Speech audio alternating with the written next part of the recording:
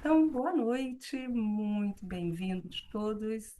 É um prazer estar aqui mais uma vez com vocês na sala da Fonotrade e com essa equipe maravilhosa, a nossa equipe pragmática da Fonotrade. É uma equipe que se formou há 2 anos ou mais, talvez, 3, e a Acho que uns partir 3 anos. daí tem feito trabalhos maravilhosos, não só dentro da Fonotrade, mas fora, porque a gente já sabe que elas têm um entrosamento tão maravilhoso que tem muitas coisas acontecendo entre vocês, isso é muito bacana.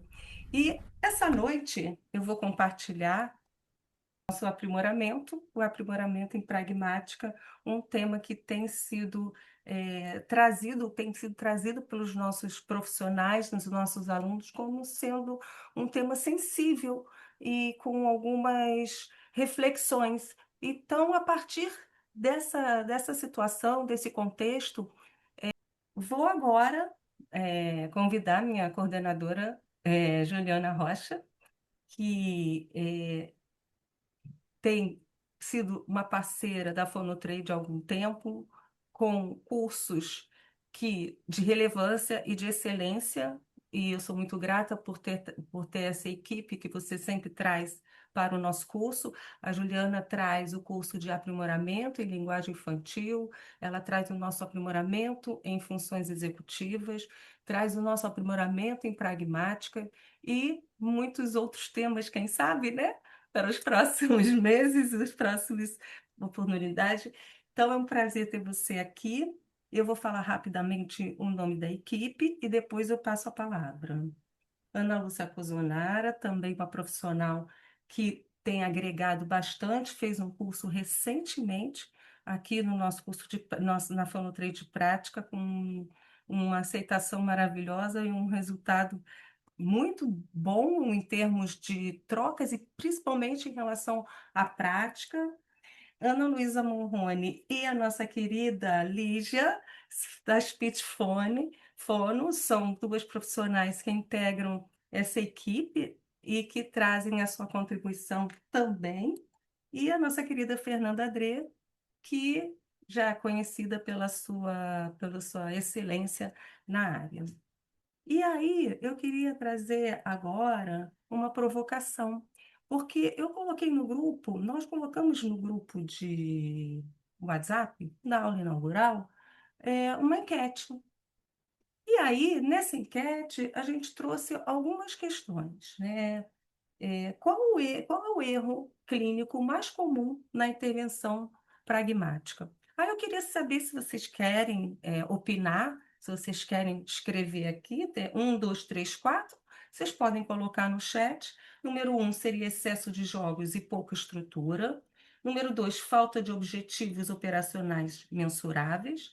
Número três, ausência de análise funcional do comportamento comunicativo. Número 4, intervenção desconectada da autorregulação. São 4 situações que a gente percebeu ao longo dos questionamentos que a gente recebeu com os alunos, e aí eu queria saber se vocês é, querem opinar, porque a gente tem um resultado dessa enquete que eu vou botar agora aqui para vocês. Fiquem à Legal. vontade se vocês acharem. E eu acho que o bacana também é da gente falar que não tem resposta errada nem certa, né? São Isso. possibilidades, são análises que a gente precisa fazer. Cada um desses 4 itens aí dá para a gente discutir uma noite. Então, fica aí também a possibilidade de vocês aprofundarem isso, caso isso seja possível incluir dentro da aula que vocês prepararam. Mas eu acho que todas essas situações, elas permeiam todo o nosso trabalho, né? E aí, o que a gente percebeu é que o que mais interfere na dinâmica do profissional é a ausência da análise funcional do comportamento comunicativo. Essa foi a opção mais votada. Enfim, fica aí a reflexão para os alunos. Vocês, Interessante, interessante. acho, então, se vocês quiserem falar, fiquem à vontade. De qualquer maneira, eu agora estou passando a palavra para vocês. é, com o tema pragmática, o que sustenta as interações. Sejam bem-vindos à nossa aula e sejam bem-vindos à Fono 3. Eu fiquei surpresa com o resultado. Eu acho eu achei que estaria um pouco mais distribuído, né? O que vocês acharam, Pois é, menino? então, por isso que eu trouxe essa provocação. Eu também. Acho que vale até depois fazer a reflexão do que chama de funcionalidade. O que é essa funcionalidade da intenção comunicativa, né? Quando eu penso em funcionalidade, eu estou pensando pela nossa perspectiva da fonoaudiologia, eu estou pensando pela perspectiva da análise do comportamento. Não sei, não sei. Mas eu acho que esse já é os sinais, né, de uma boa maré que Uhum, fonoaudiólogos preocupados com o perfil funcional da comunicação, ao invés da estrutura, né, não que isso não entre na pauta, claro que sim, mas não só, né, a estrutura da é, sessão ou a questão comportamental, enfim, né, eu acho que agora nós estamos pegando essa onda positiva aí, né, e que valoriza tanto a nossa é, nosso papel dentro da intervenção. é.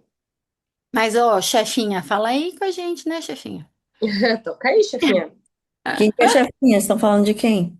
Na ausência da Fefe, é você. Eu quero Com a dar o Fefe a gente não vai, né? Não vai. primeiro, eu queria agradecer às minhas companheiras, não apenas da Fonotrade, mas minhas companheiras de vida, do Fofoca, entre outros projetos. Queria também sinalizar que a professora Fernanda ela não pode estar aqui hoje, porque ela está lá na incursão da IALP, ela está lá em Belém, cheia de compromissos por conta, né, do evento que acontecerá. Passou o dia todo em reuniões e teria hoje à noite, por isso que ela não está aqui com a gente, mas ainda bem que ela faz parte da nossa grade, na minha opinião, e eu tenho certeza que as minhas colegas compartilham da mesma opinião que eu, a pessoa, uma das pessoas mais relevantes da fonoaudiologia, não apenas do Brasil, do mundo. E nossa ídola master, né, meninas? A dona do meu coração. Somos completamente apaixonadas, não apenas pela profissional que ela é, mas pela pessoa também. Então fica aqui a nossa homenagem à professora Fernanda, que está dividindo com a gente esse curso, né? Que tem essa generosidade. Eu brinco com ela, falo, quando eu mando mensagem para ela, eu falo assim, Pro, eu vim aqui agora para humilhação. O não eu já tenho. Eu nunca preciso me humilhar, porque ela sempre aceita. Eu acho. Hoje eu dou um conselho para a vida, eu falo, agora minha mãe também, minha conselheira, que foi a coisa mais linda. Então, prazer estar aqui com vocês. Quando a gente se junta, o difícil é controlar o quanto a gente fala, porque a gente fala muito, né? Eu trouxe uma apresentação deverazmente simples, mas que a gente vai construindo, né, o nosso assunto em cima dela. Então, eu vou colocar aqui, e aí a cada slide a gente vai, né, contribuindo. Vocês fiquem à vontade para fazer as perguntas no chat. Logo após o nosso bate-papo, ou no meio dele, a Alegra vem apresentar para vocês, né, o programa do curso, tudo direitinho, para que vocês possam compreender. Eu gosto de falar sobre motivação, né? Todos nós que estamos aqui somos fonoaudiólogos, eu e as meninas, nós temos aí, né? Muitas trocas de experiência, e trocas assim, da gente perguntar sobre pacientes. Eu já supervisionei a equipe da Ana a Ana Lu também me ajuda, e todos nós nos ajudamos, porque é isso que a gente tem que cada vez trabalhar mais por uma fonoaudiologia colaborativa, né? E nessa construção, tanto as meninas que também atendem, também dão supervisão, nós todos estamos na prática, e essa foi a minha grande busca, né? De que a gente tivesse pessoas que lidam com os transtornos de pragmática todos os dias, que lidam com as falhas, né, de pragmática, com as famílias, né, que também buscam muito essa ajuda e nem sempre encontram. E é uma condição que a gente conversa muito sobre.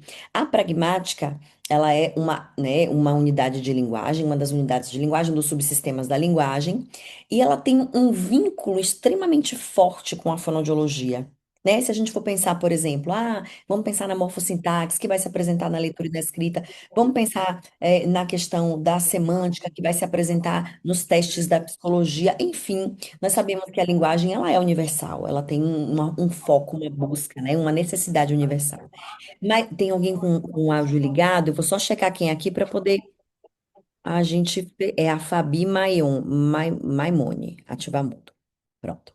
Perdão, Fabi, é porque Estava ruidoso.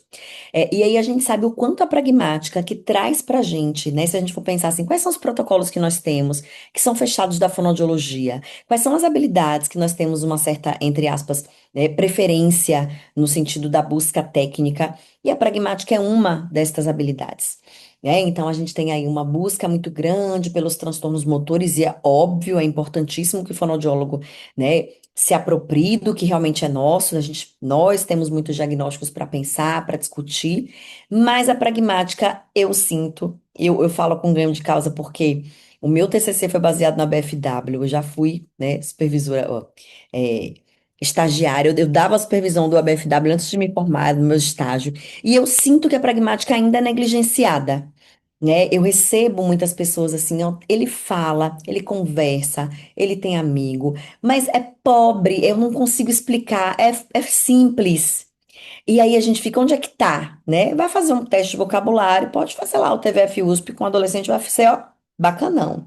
Quando você vai para análise de sintaxe, vai estar lá, ó, estrutura sintática adequada, inclusive muitas vezes elaborada até demais, né? A fonética nem se fala, talvez umas alterações prosódicas, o que também pode configurar, né, dentro do contexto pragmático, mas e a pragmática? Né? E as intenções, as interações, e como que eu suporto esse mecanismo linguístico com interseção para as habilidades sociais, né? Então, a ideia veio dessa busca que nós recebemos, tanto de famílias quanto de profissionais, pedindo ajuda sobre pragmática, que é uma área tão nossa e que nós precisamos, né, abraçar cada vez com mais força para que ela continue sendo só nossa e que ninguém questione sobre isso. Então, a motivação foi meio que a gente nos aprofundar nessa conversa, nesse estudo. O nosso foco é predominantemente prático, a gente tenta, né, ao máximo adentrar tanto casos clínicos, quanto nos aprofundar um pouco nos protocolos que nós trazemos, o máximo que conseguimos, né, dentro do contexto de carga horária, enfim. Mas a ideia é que vocês tenham aí caminhos clínicos abertos para que vocês possam pensar pragmática cada vez de uma forma mais estruturada. E por que que eu fiquei, entre aspas, admirada, mas ao mesmo tempo compreendo o resultado quando eu vejo que lá no primeiro item do testezinho, né, do quizinho que a Alegra fez, que tem lá práticas, jogos menos estruturados. Eu não vou lembrar as palavras com, né, gente, trabalhei o dia todo e o TDAH não deixa. O Atenta já fez, o Vivance já perdeu efeito. Mas jogos e brincadeiras pouco estruturadas e pontua pouco. E eu acho que pontua muito. Porque eu acho que às vezes nós temos recursos incríveis que falta só aquele pulo do gato. Que se eu tivesse um recursozinho teórico para poder entender o que que ele está fazendo ali, que vale muito a pena a gente ou repetir, ou fazer de novo, ou buscar um aprimoramento maior, ou buscar uma outra resposta. E a pragmática é muito isso, né? O que eu acho lindo do ABFW, que vocês vão ter com a autora, que é mais lindo ainda, o perfil funcional da comunicação, é as 6 funções de Halliday viram 20 na mão da Fernanda. Os recursos que nós temos, a criatividade que nós temos para pedir. Então eu faço assim: você me dá um pedaço? Aí a pessoa não me dá. Eu fiz um pedido de objeto. Aí eu falo assim: por favorzinho.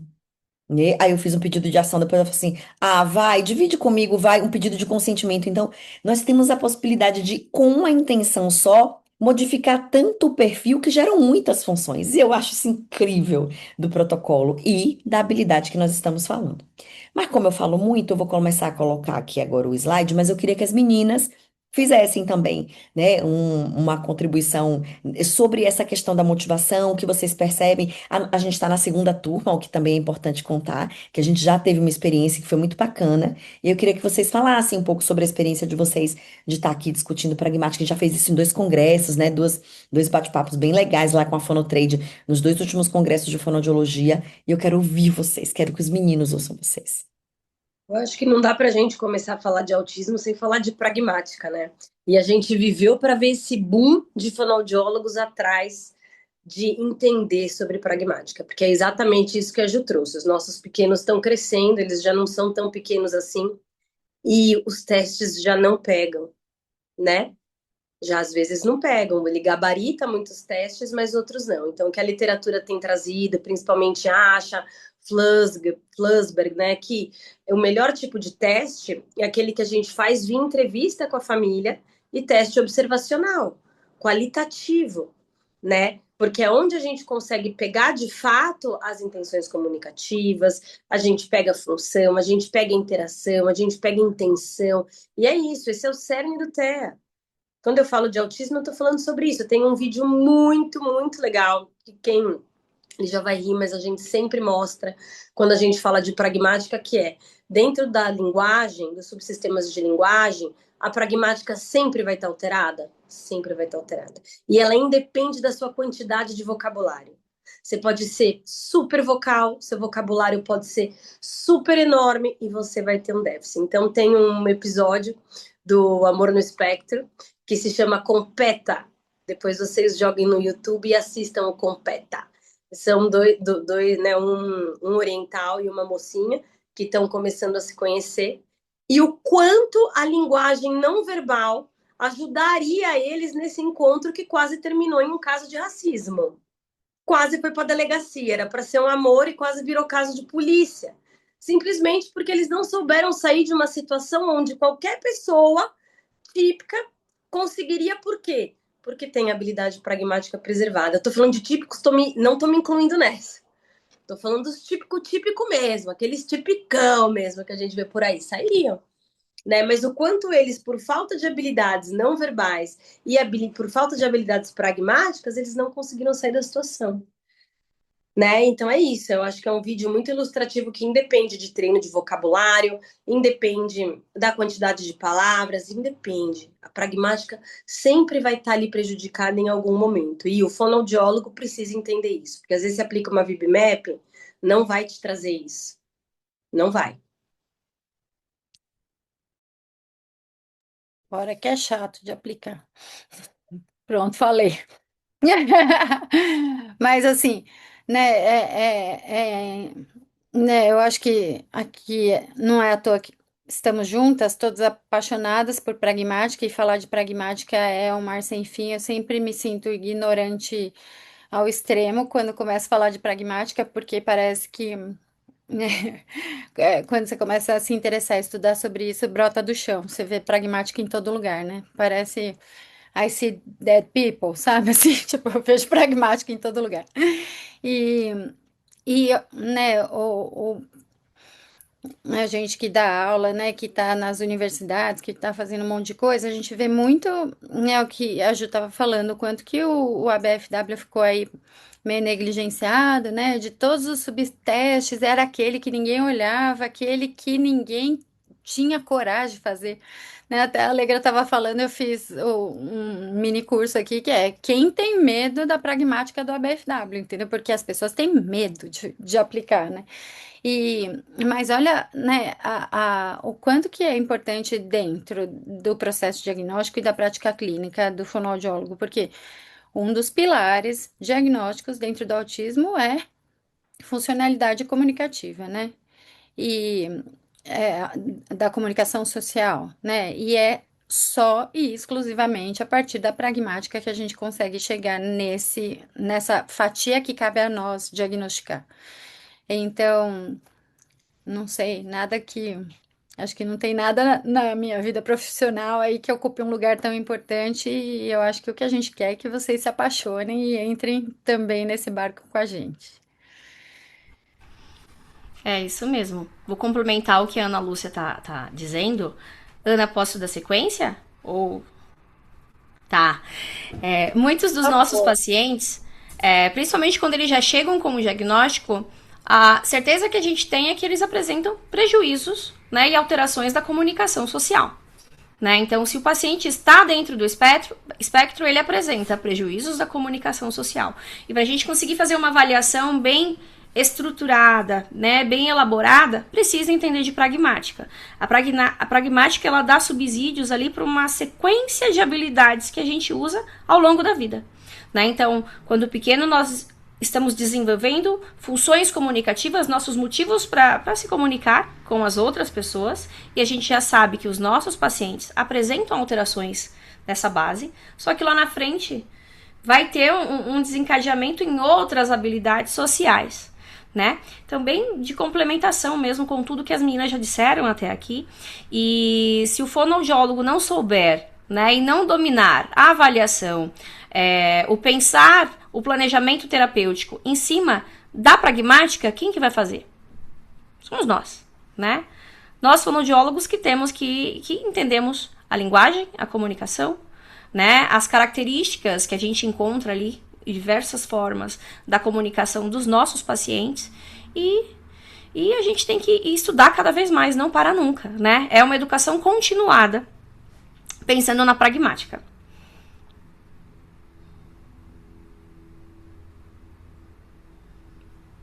Isso aí, meninas. Eu acho que todas nós sabemos, né, a importância e a grandiosidade. A Roberta botou lá, ô Roberta, é um assunto extremamente importante e temido de uma certa forma, né? Porque a gente tem que pensar que ele demanda muito da questão contextual. Ele demanda muito de uma amostra real contextual de linguagem.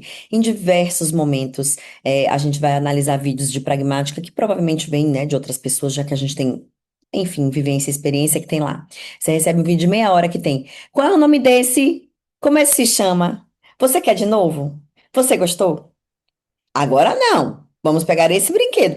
Então, são contextos que, obviamente, não fazem parte do contexto natural que eu permito que as 20 funções possam se apresentar ali, um protesto, uma expressão de protesto, uma narrativa, né, um comentário. Então, que quanto mais a gente conhece as funções comunicativas e quanto mais a gente compreende o poder da pragmática, né, mais palpável fica, porque foi como a Ana Lu falou, ela tem absolutamente tudo.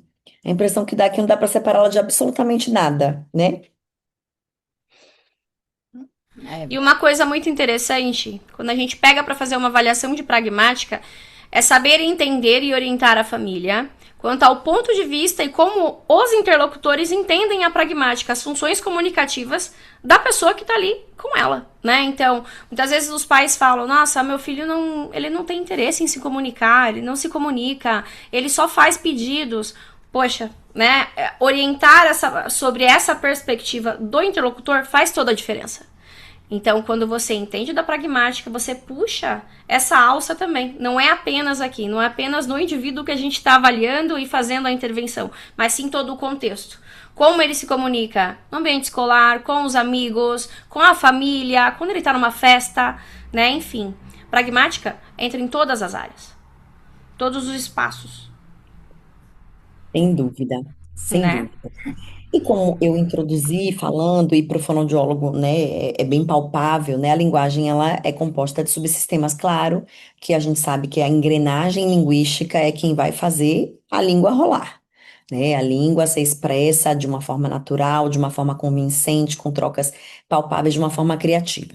Mas esses subsistemas, eles dividem-se, né, no estudo dos sons, em quem é que produz estes sons, tanto na questão fonética, estrutural, quanto na questão fonológica da organização cognitiva para a produção deles, né? Em compreensão de modo articulatório, de ponto articulatório, a possibilidade de reproduzir todo esse processo, né? A gente sabe que a linguagem, ela tem um sistema que tem um link direto com o significado, né, destas palavras, o que essas palavras significam, onde em cada gavetinha semântica onde elas estão alocadas.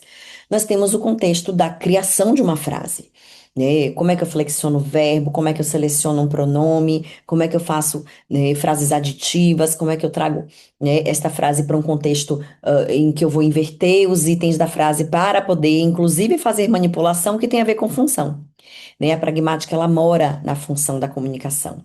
Ela tem um arcabouço muito grande que envolve cognição, envolve e principalmente não, também a questão da cognição social e as funções executivas, né? Então a gente tem aí um grande poder, um grande arcabouço de compreensão de como essa linguagem processa, que é aquela ideia da engrenagem. Né? Lá, se a gente for ver o triângulo semiótico de Bloom, né, que é um triângulo bastante conhecido por todos nós aqui da universidade, né, a gente tem esse mesmo olhar de que a gente tem o estudo da estrutura, a produção da estrutura, o contexto fonológico, fonético e sintático. A gente tem o arcabouço do conteúdo, né, da semântica, do vocabulário, de como as coisas são organizadas nessas gavetas, o que elas significam, que é extremamente importante. E a gente tem o uso. O uso, né, eu estava gravando uma aula de prosódia tão bonitinha hoje de manhã e é muito palpável isso, de que o uso só consegue ser manipulado quando a estrutura está intacta.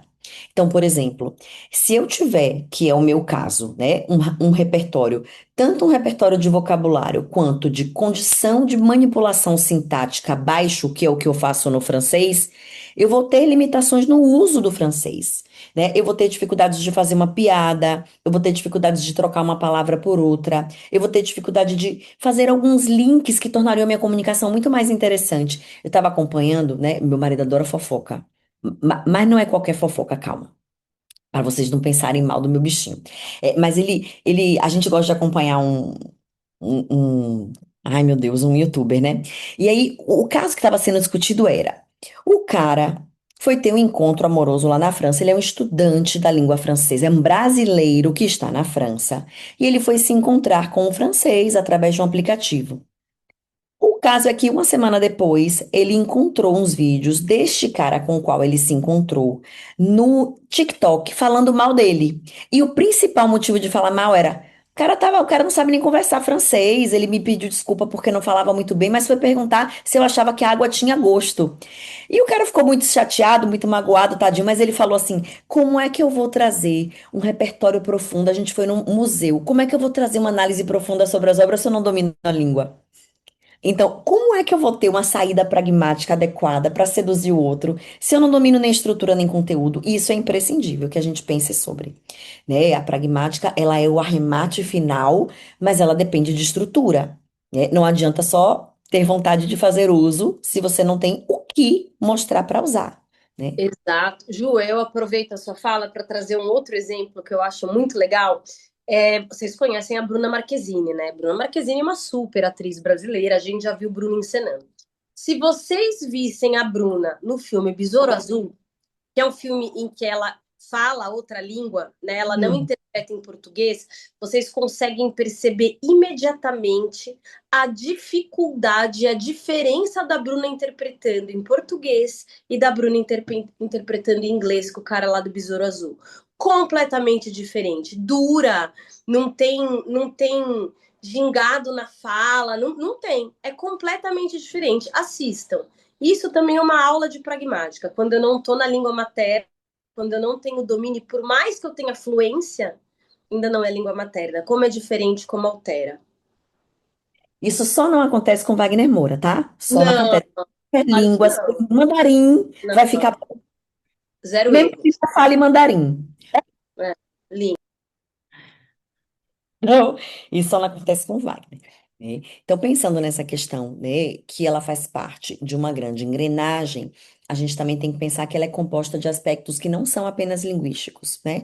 A cognição de selecionar itens, de selecionar assuntos, a cognição para selecionar, né, e para perceber o que o ambiente pede. Eu gosto muito de contar, de dar esse exemplo, né? Vamos pensar que você está muito interessado, você passou a semana toda preocupada em trocar dinheiro, trocar euros, porque você vai sair de férias.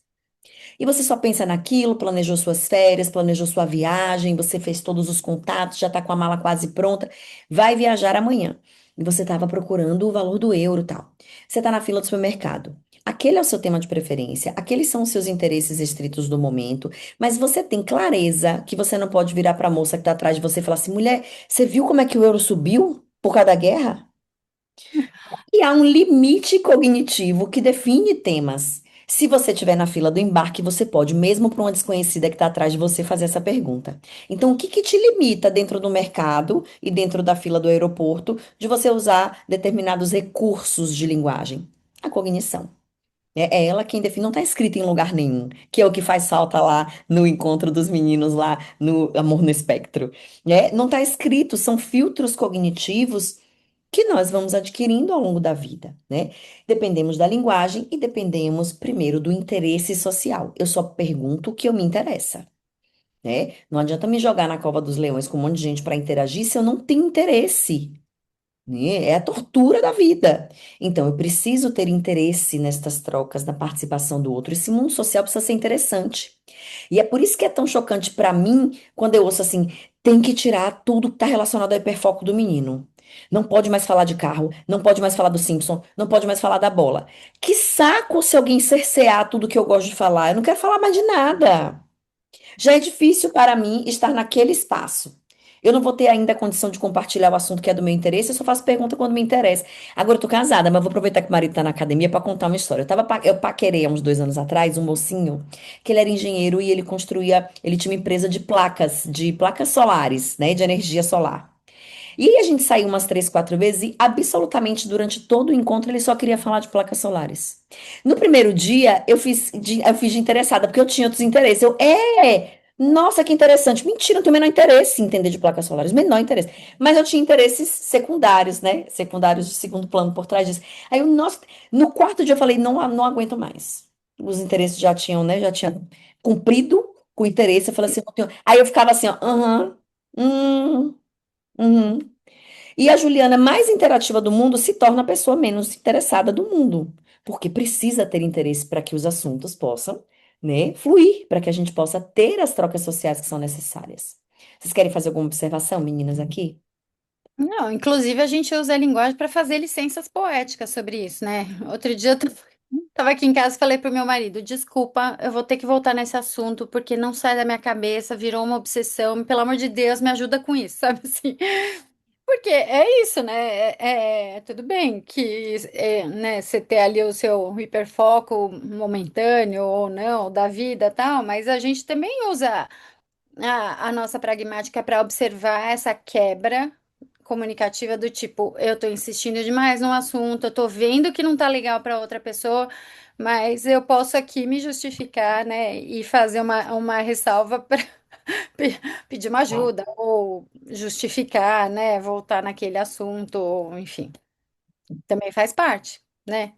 sem Tipo, já tinha dúvida. me tocado, né? Eu já tinha falado para ele, eu já usei a minha pragmática, já entendi a pragmática que bateu lá, e aí eu tive que usar a minha de volta para, né, para ajeitar a minha situação. Então, é isso, né? É o tempo todo. E não tem só Exatamente. a nossa, tem a do outro, né? Quando você fala, por exemplo, a Ju. Tava de saco cheio com o negócio da história da placa. E o cara, assim, né? Ju, não sei, mas assim, Não incapaz de ler percebeu. sinais não verbais, e, né? Incapaz de Não entender. todos, mas ele não percebeu que eu não estava interessada e foi por isso que não estamos juntos. É, Porque, e provavelmente ele tem a crença de que, né? Era para eu Todo ter mundo ficado com vai se ele. interessar por placas, É. entendeu? E era para eu ter ficado com ele até ele botar as placas solares aqui em casa, não era? Opa! então, podia ter É. esperado. E aí a gente para pensar que quando eu estou falando do TE especificamente, não sei se o cara é ou não, mas eu estou falando de habilidades, não tem nada a ver com o cara, mas fazendo esse Não. link, e quando eu falo de pragmática, eu não estou falando sobre a ausência ou a presença, eu estou falando sobre a qualidade. É a qualidade da minha interação, né? Então, às vezes tem habilidade presente, mas a minha qualidade é ruim, Perfeito. né? Exatamente. E esse pragmática não é sobre você ter recurso demais, habilidade demais e usar ela o tempo inteiro. É sobre você saber o momento em que você vai trazer esta habilidade, né? Não é porque eu sei um assunto que eu vou falar só sobre ele, ou não é porque, enfim, os limites, né, que são extremamente silenciosos, precisam ser identificados e precisam ser respeitados, né? É muito refinado, né? E aí junta a pragmática, né, Ju e meninas? A gente pensa em outras habilidades que vão se desenvolvendo e desencadeando ali por conta da pragmática. A capacidade de inferir o estado mental do outro, de fazer leitura do espaço. A gente pensa na teoria da mente, na cognição social. São várias coisas que estão atreladas e dependem de um bom desempenho, ou minimamente bem desempenhada, da pragmática. Né? Então, em todos esses exemplos que vocês trouxeram até agora, a gente tem pessoas que conseguem se comunicar de forma efetiva, eficiente, mas que tem uma barreira ali de o que será que o outro está pensando? Né? Será que eu tô sendo adequado? Vou usar aqui um aspas, né? Será que eu tô sendo adequado no que eu tô dizendo? Nas coisas que eu estou falando? Será que esse tópico já não tá repetitivo demais? Não tá chato? Será que essa pessoa tá gostando? Muitas vezes a gente consegue acompanhar com as expressões faciais e mostrar, tipo, nossa, que legal, né? Mas as pessoas que possuem um bom desempenho pragmático de cognição social, teoria da mente, de comunicação social como um todo, você consegue interpretar o outro. Poxa, eu acho que eu já falei muito sobre isso daqui. Ou então eu falei uma coisa que não cabia nessa situação. né? Muito. E pensando na pragmática enquanto ciência, né, ela bifurca um pouco de toda a ciência que trouxe à luz a linguagem para a fonoaudiologia, que foi a linguística, né? A gente tem uma ciência baseada na questão do contexto, que surge a partir dos actos de fala nos anos 70 lá com Halliday, com Brunner, né? E ela traz um conceito extremamente dinâmico da linguagem, que não cabe em recortes, né? Um recorte escrito, por exemplo, eu brinco que a pragmática é quem explica a fofoca. Porque na hora que fala assim, ó, você não sabe, ele falou que não vem, não. E não foi nem isso que ele disse. Ele falou assim, ah, eu preciso estudar. Ou então, assim, você não sabe o que foi que ele disse. Ele disse que odeia você. Mentira, ele só falou assim, ah, aquele cabelo não ficou bom. Então, é o estudo da fofoca, é o que completa, o que compreende como as coisas elas vão tomando proporções baseadas no outro, baseado no contexto, baseado em quem ouviu, né? Então, é uma ciência extremamente prática, aplicada, que foi, obviamente, também baseada em contextos que trouxeram a linguística mais para fora desse lugar estático, né? Então, é a ciência que vai justificar o que se diz, por que se diz, como se diz, as relações entre o contexto e essa linguagem, né? O quanto nós conseguimos manipular as formas com a qual eu atuo linguisticamente, por isso os atos de fala sobre atuação linguística nos diferentes espaços. O que pode, o que não pode, né? Da forma com a qual tem coisa que eu queria dizer, mas não vou dizer, e vou selecionar uma outra coisa, porque eu consigo me colocar no lugar do outro, eu consigo fazer análise de qual recurso de linguagem é importante aqui nesse momento. É o que eu posso, o que eu não posso. Então, ela é extremamente complexa, apesar de ser tão natural, apesar de ser tão apresentável, né? Ela é extremamente complexa, porque ela precisa de construtos que não são, apesar de estarmos no contexto, não são apenas contextuais, né? Eu preciso ter comigo bagagem para poder dar conta de selecionar itens, de pescar qual é a informação mais importante. E isso eu nem estou trazendo para a roda esse jogo do processamento auditivo, do quanto é importante selecionar, né, qual é o som que gera aprendizado. Numa mesa, por exemplo, com várias pessoas, tem muitos pacientes autistas, adolescentes e adultos, que eles têm muitas dificuldades sociais, mas não é por uma fobia social, é porque eles têm muitas dificuldades de conversar com mais de três pessoas e de compreender de onde aqueles sons estão vindo, o que compete a cada um, né? Eu tenho uma paciente que ela fala assim, é como se minha cabeça virasse uma sopa de palavras. E eu não sei da boca de quem saiu o quê. E ela vai ter um comprometimento pragmático, que na verdade tem um cunho, né, num processador muito mais basal do que apenas o fato de estar ali. Não é só pegar ela e jogar ela no grupo de habilidades sociais, porque faltam, né, outras questões ligadas ao processamento, lá em cima mesmo, que dificultam o processo, né? Então a investigação, ela também abarca todo esse processo, né, meninas?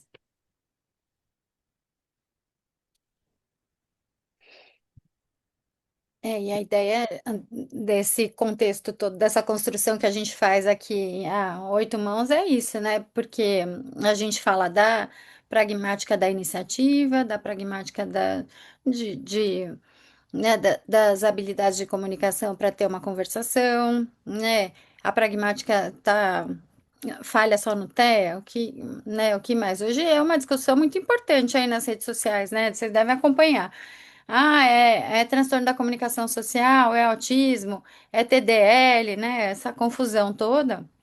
Mas, porque não é exclusivo do TEA, né? Pode aparecer em outros contextos. E por isso que é muito legal esse curso, né? Porque é as oito mãos aqui, né? Que trabalham todo esse processo, é, estudando, né? Há tanto tempo. A gente juntou tudo para fazer essa sopa de palavras, né, Ju?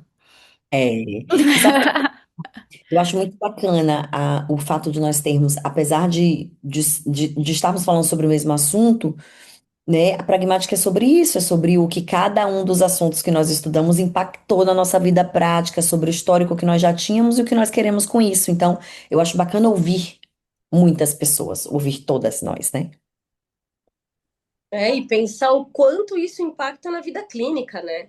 Porque quantos cursos a gente faz, e a gente não consegue colocar em prática, não consegue, né? Então foi um curso criado também pensando nessa perspectiva de que mudou quando eu comecei a olhar para isso, a qualidade da minha intervenção mudou. E não só a qualidade da minha intervenção, mas também a qualidade com a qual eu consigo me posicionar na equipe. né? Então hoje aconteceu, e aí a gente vai contando fatos, né, do consultório, do dia a dia, porque os perrengues que vocês passam, a Não gente tem. também todos os dias, né? Hoje uma equipe nova que entrou no caso de um paciente meu, mandou para mãe assim, olha, apliquei a VibMap, mas tem uma parte da VibMap que é de fono. Você pede para Ana mandar dela para mim, por favor? Aí a mãe mandou a psico tá pedindo a VibMap que você aplicou. Eu falei, não trabalho com VibMap. Ué, mas a psico falou que você tem que aplicar a VibMap, porque a VibMap é de fono. Falei, deu? Hã? Falei, VibMap não é de fono. A parte que tem na VibMap que a fono pode aplicar é de comportamento verbal, provavelmente, mas é um teste da análise do comportamento. Não uso no consultório. E aí a psico falou para ele, nossa, e você faz o quê? Aí me preparei, me arrumei e falei, vocês estão prontos para aula? Estão prontos para aula? Não. Obrigada. Faço o quê? Não uso. Né? Então, o quanto também você se apropriar disso traz essa segurança dentro da sua prática clínica. Tá tudo bem eu não usar. Tá tudo bem eu trabalhar numa equipe multidisciplinar, alguém me cobrar e eu não usar. Porque eu sou fonoaudióloga, eu sei exatamente o que eu tô fazendo. Entendeu? É essa segurança. E até para a gente trocar com as equipes comportamentais que muitas vezes vêm junto com os nossos casos, né? Seja um caso de TEA ou de outras questões, né? As funções comunicativas, elas mostram o comportamento. Ela expressa, muitas vezes, pelo comportamento do seu paciente. Então, na ausência da fala, na ausência de uma comunicação suplementar alternativa, às vezes o comportamento está dizendo 1000 coisas. E a gente pode mostrar isso para as equipes, para a família e, consequentemente, depois de uma avaliação, você monta um planejamento terapêutico que facilite essa comunicação de uma forma mais adequada, né? E as outras equipes, gente, quando não convivem com o fonoaudiólogo, eles não falam a mesma língua que a gente. Não falam mesmo. Lembrando que, acho que o Ju já falou isso um pouco no começo, mas já que nós estamos nesse ponto aqui, né? Lembrando que todo mundo que trabalha com comportamento pode fazer VibMap, claro que com informações, né, específicas, mas ninguém dentro de uma equipe de intervenção que não seja o fonoaudiólogo vai avaliar e tratar a pragmática da forma como o fonoaudiólogo é capacitado a fazer. Então, se você não fizer o VibMap, mas a psicóloga faz, né, sei lá, tudo bem. Exatamente. Mas se você não fizer o perfil funcional da comunicação, ninguém vai fazer. Ninguém vai fazer. Exato. E agora, o que eu acho bonitinho é que assim, tem alguns fonoaudiólogos me perguntam assim: ai, você acha que vale a pena, que já trabalham com análise do comportamento, tá? Você acha que vale a pena eu fazer o PRT? Eu disse, falei, o PRT é a pragmática dentro da análise do comportamento. O PRT é o que a gente já faz. A gente faz PRT desde que a gente entrou na faculdade. Uhum. Das práticas nacionais da linguagem. E se a gente pensar, né, nas NDBIs, né, indo um pouco além daquilo que a gente discutiu para pragmática, mas o que são as NDBIs? As NDBIs são aquelas intervenções que são baseadas, que têm muitas evidências científicas, né? Então, são aquelas de evidências muito robustas. Denver vem de uma base de desenvolvimento, né? O Jasper vem de uma base de quê? De jogo simbólico, gigantesca. Todas elas, né? O PRT. E aí eles associaram isso, a gente já sabia que eram terapias com evidências robustas, né? Então, que a gente pode se apropriar de algumas coisas delas. E o grande ganho que a gente teve esse ano é que eles associaram essas terapias ao uso de comunicação alternativa aumentativa. E aí o que eles viram que as crianças que foram submetidas às NDBIs junto com a comunicação alternativa foram crianças que cresceram em linguagem, cognição e em pragmática, muito mais do que as outras. Então, só mostrando o quanto o nosso trabalho em linguagem, né, enquanto fonoaudiólogo, ele é robusto. Ai, mas você só vai trabalhar com a pragmática? Só. É o Como se famoso, fosse ai, mas pouco. você brinca o dia inteiro.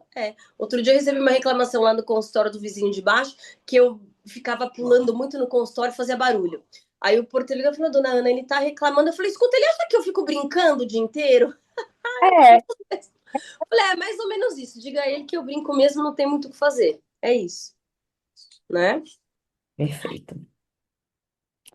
E quando nós pensamos nesse componente, né, a gente já falou muito do uso, e isso é uma coisa bem palpável para nós fonoaudiólogos, a compreensão sobre esse contexto, né, não é apenas como saber usar, mas os limites que o contexto e a compreensão de linguagem e cognitiva me trazem.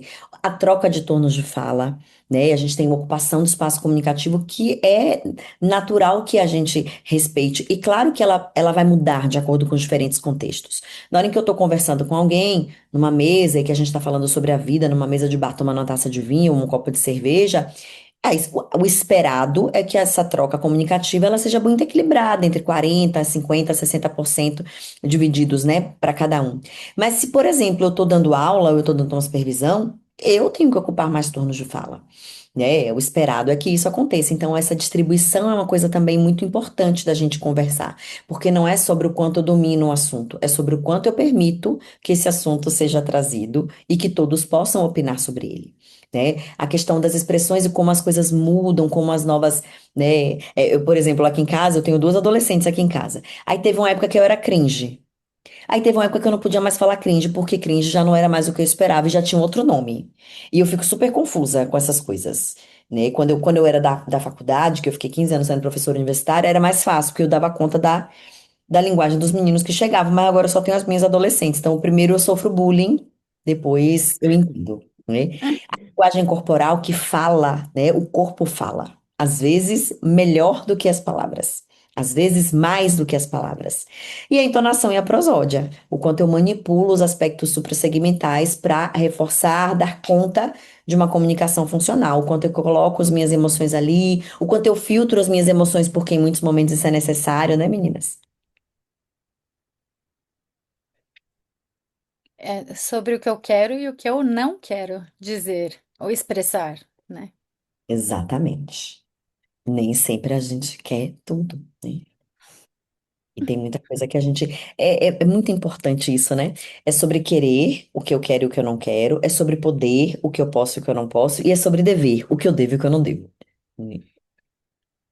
E as funções executivas fazem parte de todo esse processo, né? Eu não vou me adentrar, a gente não vai discutir isso de uma forma profunda, esse é um dos nossos tópicos quando nós estivermos lá, mas quando a gente fala de função executiva, de controle emocional, de manejo motor e comportamental, a gente não fica, né, sem dar uma observada nessa habilidade tão importante. Então, elas estão entre os aspectos mais complexos e a pragmática mora lá dentro, né? Mora lá nas funções executivas, mora lá na teoria da mente, mora lá, né, na coerência central. Então, selecionar as melhores informações. Aí eu não vou me lembrar uma frase, uma situação que foi falado muita coisa, a pessoa fez, mas então, isso, e botou, sabe o pingo do i? Eu falei, mas você só prestou atenção no pingo do i, eu falei tantas outras coisas, né? Aí faz parte do meu arcabouço e do meu repertório, que meu marido é autista, então eu tenho uma pessoa, né, uma cobaia dentro da minha própria casa, o que é maravilhoso. Minhas aulas agora são repletas de exemplos, mas pega naquele pontinho ali do i, né? Então, essa seleção de informação, a integração destas informações, né? A flexibilidade cognitiva, o planejamento e monitoramento dessas ações linguísticas e sociais, né, vão perpassar aí para fazer com que as funções, com que as habilidades sociais, né, na verdade, com que a pragmática faça parte desse arcabouço, né? Então, a gente vai também explicitar muito isso ao longo do nosso processo, da nossa formação. Então, a pragmática mora na teoria da mente, a coerência central dominam aspectos morfossintáticos e semânticos, né? Então, é muito bacana a gente pensar nisso. E quando pensamos nas dificuldades, né, que estão atreladas à pragmática, a comunicação com fins sociais é um dos nossos principais fatores quando pensamos no nosso público de TEA, né, de alteração de comunicação social, de transtorno de comunicação social, né, quando a gente também não dá conta de se ajustar ao contexto dos parceiros de comunicação, por exemplo. Eu estou falando, essa aula para fonoaudiólogos é completamente diferente se eu falar sobre o mesmo assunto para professores da escola pública, que é completamente diferente de eu falar sobre esse assunto para um grupo de psiquiatras, né? Então a gente sempre vai adaptar a nossa oralidade e as nossas intenções de acordo com a compreensão dos parceiros de comunicação, né? A mesma coisa é o respeito às regras da narrativa. Quem fala primeiro, isso é jeito de falar comigo, né? Isso é coisa que você fala e que está me deixando sem graça, né?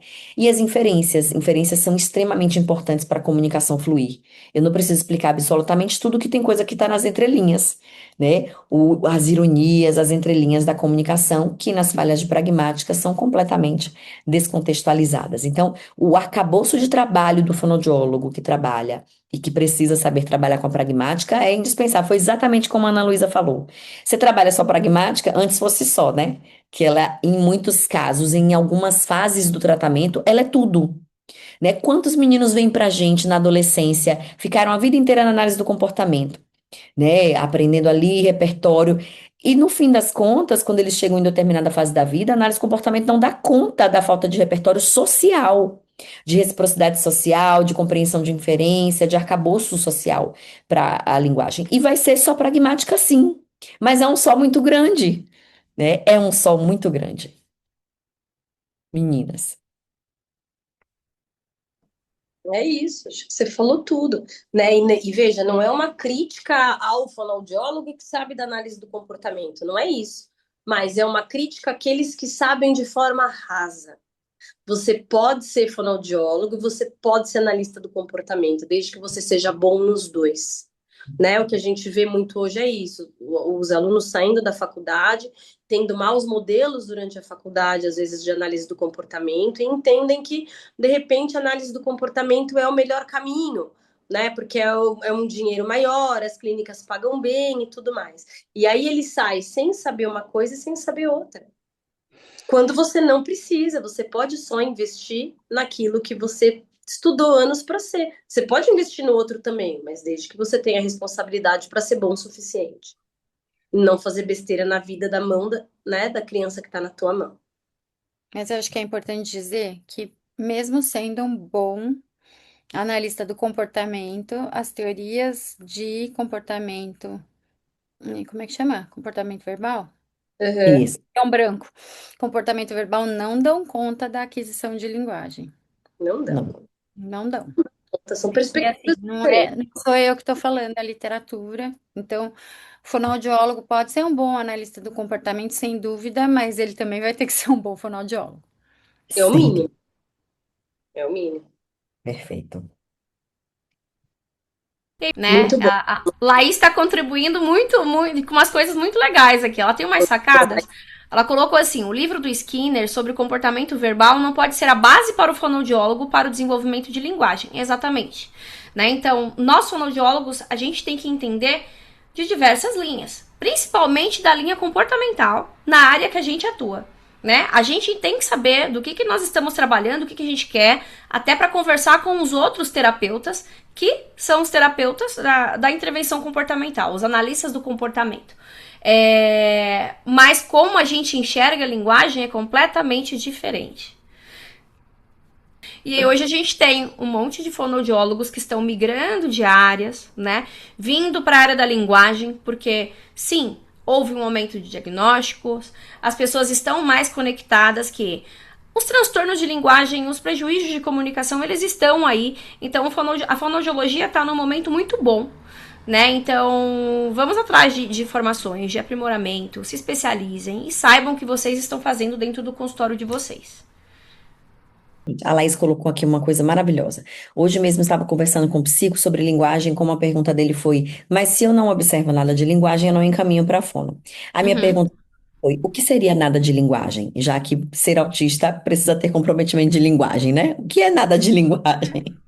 Gente, Quem é o profissional segundo responsável? um, é não falar errado. Pode ser essa a perspectiva dele, né? Mas se É, a gente pensar desde o segundo, do primeiro segundo de vida, ou talvez até da vida intrauterina, tá perdendo, né, todas as habilidades de comunicação social, não dá para não ter. Não dá para não ter. Dá para não É. saber ver, né? E lembrando que eu nasci autista, né? Essa semana, na segunda-feira, só pra gente terminar, eu, né, comecei o doutorado e estava assistindo uma aula de duas psiquiatras que eu adoro, fazia tempo que eu não assistia aula lá na Unifesp, e ela trouxe dados muito interessantes, do tipo, lembrando que você pode ser, as causas de autismo, elas se dão até o seu nascimento. Depois que você nascer, elas já estão ali. Não há nada que aconteça com você depois do seu nascimento que vá te tornar autista. Mas até o seu nascimento, você tem. Né? Então, depois. Não, já estava ali.